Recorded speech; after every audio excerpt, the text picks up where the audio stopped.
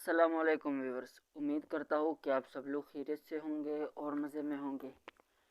भाई आज की जो वीडियो है वो थोड़ी सी डिफरेंट भी है और इंटरेस्टिंग भी है, क्योंकि आपने सुना होगा इंडिया के आगरा शहर में जो ताजमहल है, ताजमहल के बारे में आपने बहुत सुना होगा, लेकिन ताजमहल की हिस्ट्री क्या है वो मुझे भी नहीं पता। आज हम इस वीडियो में सिर्फ इतना पता है हमें कि ताजमहल जो है वो शाहजहां ने बनाया था और मुमताज़ के लिए बनाया था। लेकिन आज हम इसकी पूरी स्टोरी जो है वो सुनेंगे कि इसकी हिस्ट्री क्या, ये कैसे बना, किस लिए बना और ये दरअसल है क्या। तो चलिए वीडियो शुरू करते हैं, बने रहिए वीडियो के एंड तक।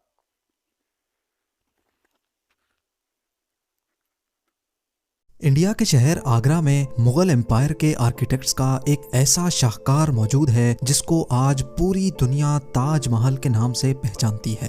42 एकड़ पर फैला दूर से ही चमकता हुआ ये मकबरा जहां अपने अंदर खूबसूरती के बागीचे सजाए हुए है, वहीं इसके ऊपर गम और उदासी के कई बादल अभी तक मंडला रहे हैं। ज़ेम टीवी की वीडियोस में एक बार फिर से खुशामदीद। नाजरीन, लगभग 400 साल पहले बनाई जाने वाली ये खूबसूरत बिल्डिंग जहां अपने दौर की सबसे बड़ी और सबसे शानदार बिल्डिंग हुआ करती थी, वहीं आज इसको दुनिया का 7वां अजूबा भी माना जाता है। इस आलीशान स्ट्रक्चर को बनाने में 20,000 मजदूरों ने दिन रात खून पसीना बहाया, और वो भी 1 या 2 सालों तक नहीं बल्कि पूरे 22 सालों तक। अगर आज के दौर में इसकी कीमत का अंदाजा लगाया जाए तो संगे मरमर का ये अनमोल मकबरा हैरत अंगेज तौर पे $1 बिलियन यानी 7,500 करोड़ रुपयों से भी ज्यादा महंगा है, क्योंकि इस बिल्डिंग में मुगल आर्किटेक्ट्स ने अपने हुनर की कई ऐसी निशानियां छोड़ी थीं जिनकी दुनिया के टॉप इंजीनियर्स भी आज तक तारीफ करते हैं। इस बिल्डिंग को ऐसे डिजाइन किया गया कि जब मेन गेट के पीछे से इसको देखा जाता है तो ये काफी बड़ी लगती है, लेकिन जैसे ही मेन गेट की तरफ बढ़ा जाता है तो ऑटोमेटिकली इसका साइज छोटा होता जाता है। दिमाग को चकरा देने वाली ये कोई पहली ट्रिक नहीं थी जो मुगल आर्किटेक्ट्स ने इस्तेमाल की हो। इसके गिर्द चारों मीनारों को बिल्कुल सीधा खड़ा नहीं किया गया, बल्कि ये मीनार बाहर की तरफ थोड़ा झुके हुए हैं, क्योंकि अगर इनको सीधा खड़ा किया जाता तो दूर से देखने पर ये अंदर की तरफ झुके हुए लगते, जैसा कि इन मस्जिदों में आप देख सकते हैं। इन मीनारों को बाहर की तरफ झुकाने का एक और रीजन भी था, और वो ये था कि खतरनाक अर्थक्वेक की सूरत में अगर ये मीनार गिरे भी तो ये बाहर की तरफ गिरकर ताजमहल पर एक आंच भी ना आने दे। लेकिन आखिर माजरा क्या था कि इसको बनाने वाले किसी सूरत में इस पर एक खराश भी बर्दाश्त नहीं कर सकते थे। ताजमहल के वो कौन कौन से राज थे जिनको 400 साल पहले छुपाने की कोशिश की गई थी, और जब उस दौर में कंक्रीट या स्टील ही नहीं हुआ करता था तो आखिर इस आलीशान मकबरे और इस पर मौजूद 40 मीटर ऊंचे डूम को कैसे बनाया गया, ये सब और इससे भी ज्यादा आप जान सकेंगे आज की इस स्पेशल वीडियो में। नाजरीन, ये मामला स्टार्ट हुआ था सन 1607 में, जब इंडिया और पाकिस्तान के इस खित्ते में मुगल एम्पायर का होल्ड हुआ करता था। इस दिन मुगल शहंशाह का सबसे छोटा बेटा शहाबुद्दीन मोहम्मद खुर्रम 15 साल का हो चुका था, और उसी की सेलिब्रेशन के लिए आगरा फोर्ट में एक आलीशान पार्टी रखी गई थी। खुर्रम मुगल शहंशाह को सबसे ज्यादा अजीज था, इसी वजह से इसके हर जन्मदिन पर इसको हीरे जवाहरात और सोने से तोला जाता था, यानी जितना वजन शहजादे खुर्रम का होता था उतना ही खजाना इसके नाम कर दिया जाता था। लेकिन इस जन्मदिन पर कुछ और भी खास होने वाला था। मुगल शहंशाह ने शहजादे खुर्रम की शादी अपने एक वकील की बेटी के साथ कर दी, जिसको मुमताज महल के नाम से जाना जाता है। मुमताज और खुर्रम को पहले दिन ही एक दूसरे से बेइंतहा मोहब्बत हो चुकी थी, और उस वक्त ये किसी को भी मालूम नहीं था कि इस मोहब्बत का बोलबाला हमेशा के लिए रहने वाला है। अगले 10 सालों तक शहजादे ने कई जंगें लड़ी और उनमें भरपूर कामयाबी भी हासिल की। इसी वजह से शहंशाह ने खुश होकर उनको शाहजहां के लक़ब से नवाजा, जिसका मतलब है दुनिया का बादशाह। शाहजहां की टोटल 6 बीवियां थीं जो आगरा फोर्ट के हरम में ही रहती थीं। इन 6 में से शाहजहां सबसे ज्यादा मोहब्बत मुमताज से करते थे और यही वजह थी कि उनका ज्यादातर वक्त मुमताज महल के साथ ही गुजरता था।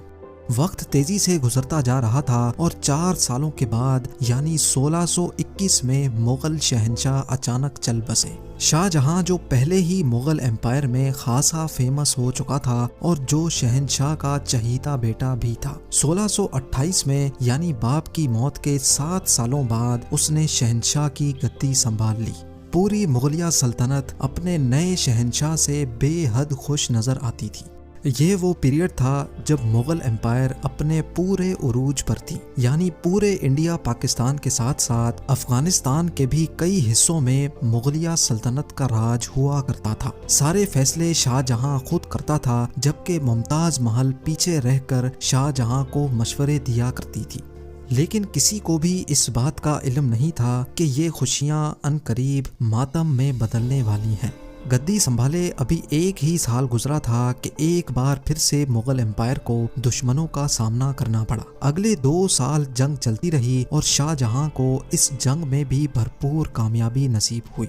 लेकिन शाहजहां अभी इस कामयाबी का जश्न मनाते कि उनको एक अफसोसनाक खबर से आगाह किया गया।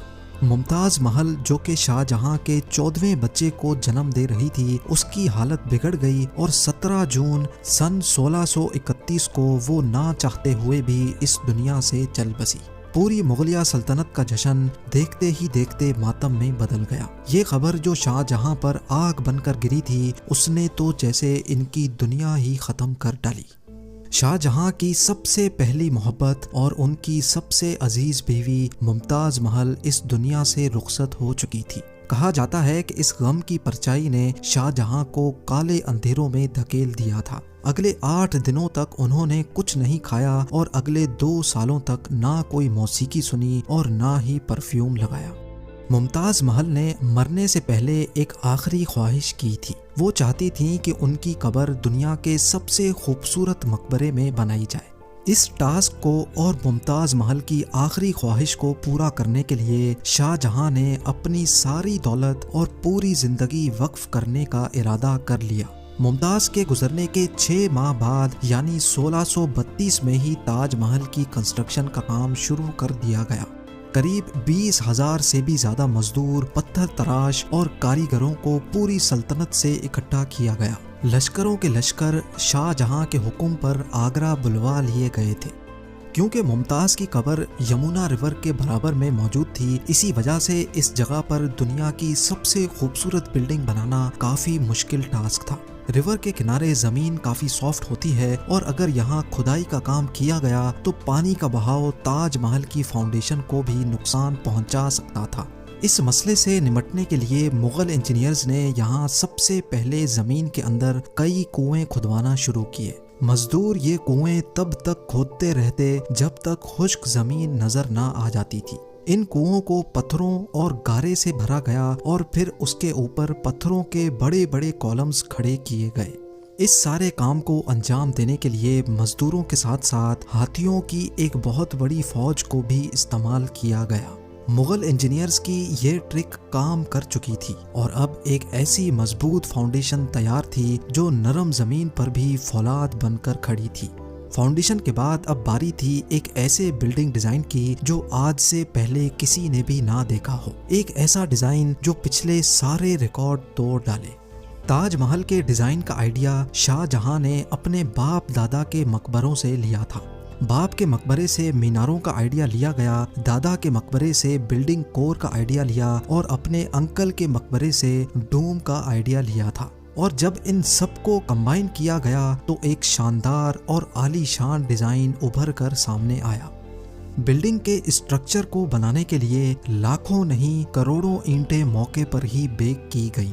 ये सब इतना आसान नहीं था और इसमें लातादाद पैसे भी बहाए जा रहे थे। हर गुजरते दिन शाही खजाना तेजी से खाली होता जा रहा था, लेकिन शाहजहां को किसी चीज की परवाह नहीं थी। बस उनको ये काम हर कीमत पर कंप्लीट करना था। कहा जाता है कि ताजमहल की कंस्ट्रक्शन में इतने ज्यादा लोग लगाए गए थे कि इनकी वजह से आसपास के इलाकों में खाना पीना खत्म हो गया था। 20,000 मजदूरों और कारीगरों की डिमांड पूरी करने के लिए शाहजहां ने आसपास के तमाम इलाकों से अनाज आगरा मंगा लिया था। कई सालों की मेहनत के बाद बिल्डिंग का स्ट्रक्चर कंप्लीट हो चुका था और अब बारी थी इसको संगे मरमर से सजाने की। ये संगे मरमर आगरा से 400 किलोमीटर दूर राजस्थान से मंगाया जाना था, क्योंकि यहाँ का मकराना मार्बल आज तक दुनिया का फाइनेस्ट मार्बल माना जाता है। शाहजहां ने ताजमहल के लिए पूरा मकराना मार्बल रिजर्व कर लिया था, यानी जब तक ताजमहल की डिमांड पूरी नहीं हो पाएगी तब तक किसी को भी ये मार्बल खरीदने की इजाजत नहीं थी। 1000 हाथियों की मदद से हजारों टन वजनी मार्बल राजस्थान से आगरा मंगाया गया। ताजमहल का ये खूबसूरत डोम इतना बड़ा है कि इसका अंदाजा सिर्फ आंखों से देखकर ही लगाया जा सकता है। आजकल इस तरह के डोम बड़ी आसानी से स्टील स्ट्रक्चर पर बनाए जा सकते हैं, लेकिन 400 साल पहले 40 मीटर ऊंचे डोम को बनाने में उनके पास सिर्फ पत्थरों का ही सहारा था।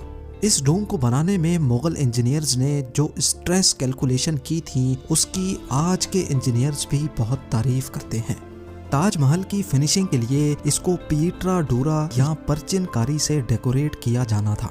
पीटरा डूरा एक ऐसी कलाकारी को कहा जाता है जिसमें कीमती पत्थर को मार्बल के अंदर तराश कर लगाया जाता है।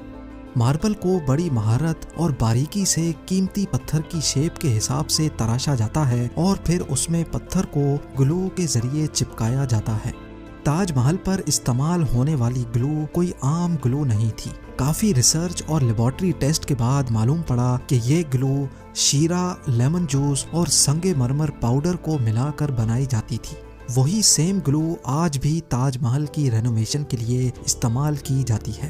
ताजमहल की खास बातों में एक बात यह भी है कि ये दिन में 4 मर्तबा अपने रंग बदलता है। सूरज निकलने से पहले ये बिल्कुल ब्लैक शेड देता है, सूरज निकलने के बाद ये लाइट येलो और पिंक शेड देता है, जबकि दोपहर के वक्त ताजमहल की खूबसूरती का नया रुख देखने को मिलता है। नीले आसमान पर जैसे मोती चमक रहा हो और सनसेट के वक्त ये पूरी बिल्डिंग गोल्डन कलर की दिखाई देती है। पूरे 22 सालों के बाद सन 1654 में ताजमहल की कंस्ट्रक्शन का काम मुकम्मल कर लिया गया। शाहजहां अपनी बेगम की याद में दुनिया का सबसे खूबसूरत मकबरा बनाने में कामयाब हो चुका था। शाहजहां ने इस आलीशान इमारत का नाम अपनी पसंदीदा बीवी की याद में ही रखा। मुमताज महल से इसका नाम ताज महल रख दिया गया। हर साल शाहजहां मुमताज की बरसी पर यमुना रिवर के जरिए ताजमहल पर जाया करते थे। ये ताजमहल की ऐसी एंट्रेंस थी जिसको सिर्फ शाही खानदान के लिए ही बनाया गया था। इस एंट्रेंस की दीवारों पर दिलकश नक्काशी का काम किया गया था, जो शायद सिर्फ शाही आंखों के देखने के लिए ही किया गया था। शाहजहां का ये महंगा तरीन प्रोजेक्ट कंप्लीट तो हो चुका था, लेकिन इसने मुगलिया सल्तनत को तबाही के किनारे पर ला खड़ा किया। 4 सालों के बाद यानी 1658 में शाहजहां और मुमताज के अपने ही बेटे ने शाही तख्त उलट दिया और खुद मुगल एम्पायर का शहंशाह बन गया। शाहजहां जो पिछले 30 सालों से इस तख्त पर राज कर रहे थे, उसको कैदी बनाकर आगरा फोर्ट में ही बंद कर दिया गया। सिर्फ एक फैसिलिटी ऐसी थी जो शाहजहां को दी गई, और वो ये थी कि जिस कमरे में उसको बंद किया गया था उसकी खिड़की से वो ताजमहल को देख सकते थे। 8 साल कैद में रहने के बाद 74 इयर्स की एज में शाहजहां भी इस दुनिया को अलविदा कर गए। शाहजहां का अब मुमताज से दोबारा मिलने का वक्त आ चुका था और उनको ताजमहल में ही दफन कर दिया गया। उम्मीद है ज़ेम टीवी की ये वीडियो भी आप लोग भरपूर लाइक और शेयर करेंगे।